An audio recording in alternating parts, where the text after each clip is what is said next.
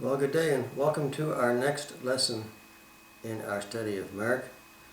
And we're still in chapter 12.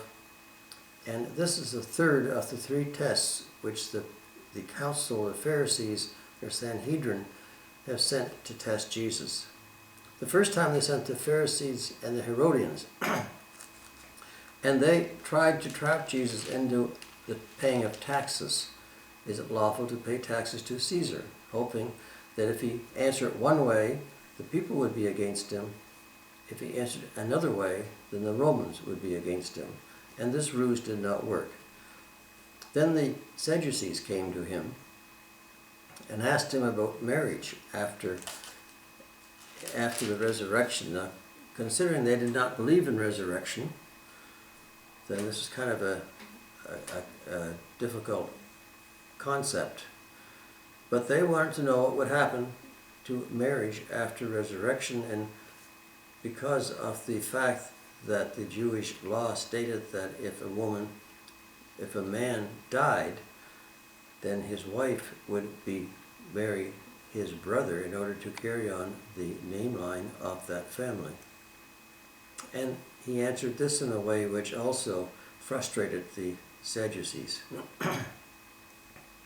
So now the scribes came, and this is the third test. And the scribe came and said, and one of the scribes came, probably not all of them, and he heard this reasoning between Jesus and the Sadducees and the Pharisees and the Herodians, and he saw that Jesus had answered them very well.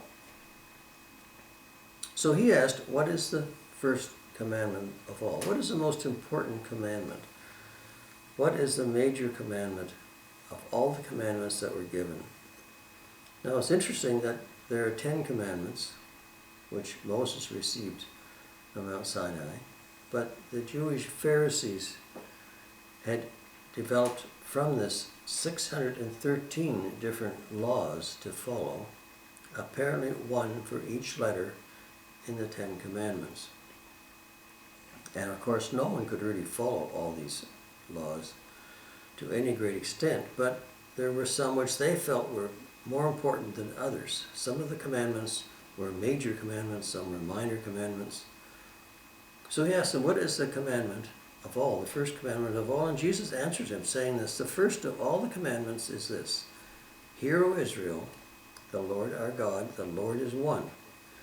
And you shall love the Lord your God with all your heart, with all your soul, with all your mind, and with all your strength. This is the first commandment. And this pretty well took into account the first parts of the 10 commandments. You shall love the Lord, as he mentioned here. And this is not unusual, because this goes back to the days of Deuteronomy. And back in Deuteronomy chapter 6, starting at verse 1.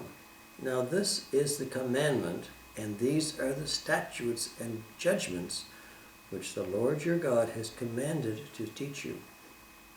Going down to verse 4, Hear, O Israel, the Lord our God, the Lord is one.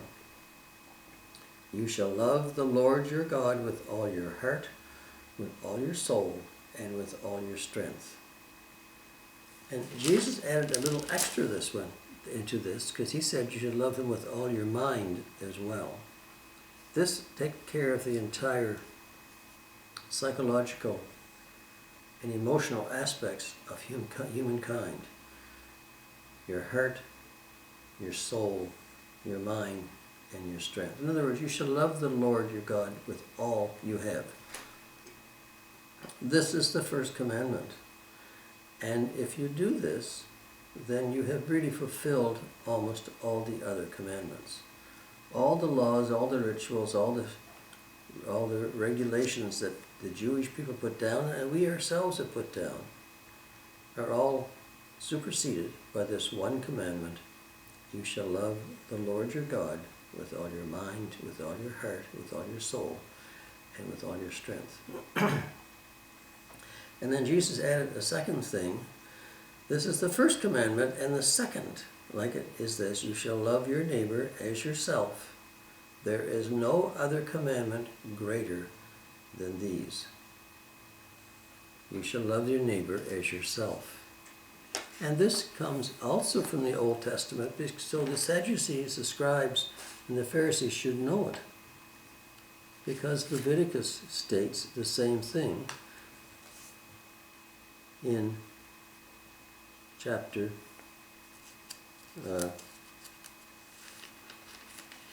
19, where it says in verse 18, you shall not take vengeance nor bear any grudge against the children of your people, but you shall love your neighbor as yourself. I am the Lord. So both of these commandments, which Jesus spoke to the scribe, came from the Old Testament. Lessons which they should well have known without any question, being students and teachers of the Old Testament. And so the scribe answered very truthfully and said, well said, teacher, you have spoken the truth. For there is one God, and there is no other but He.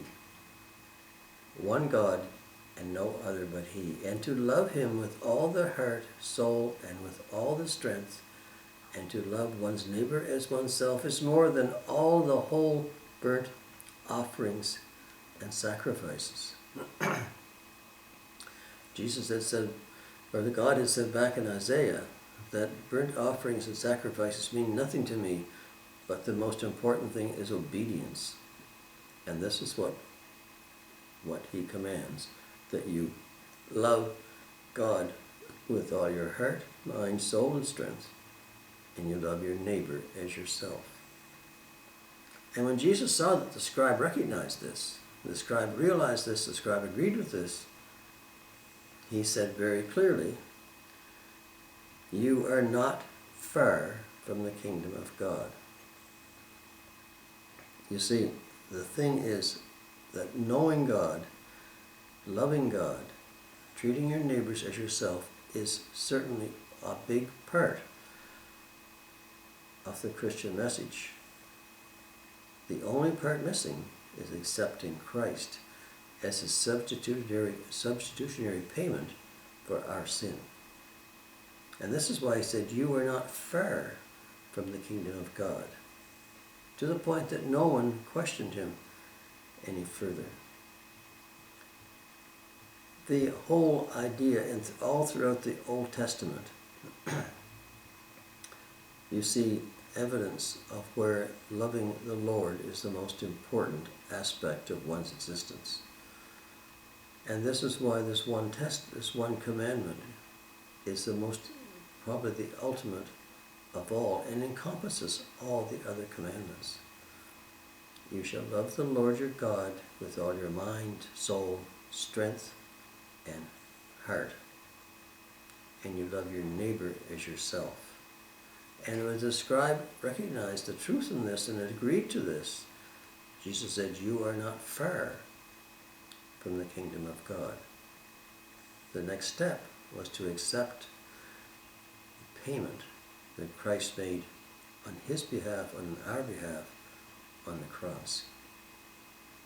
And this is the whole part of this section, this one little being about the loving God and loving your neighbor.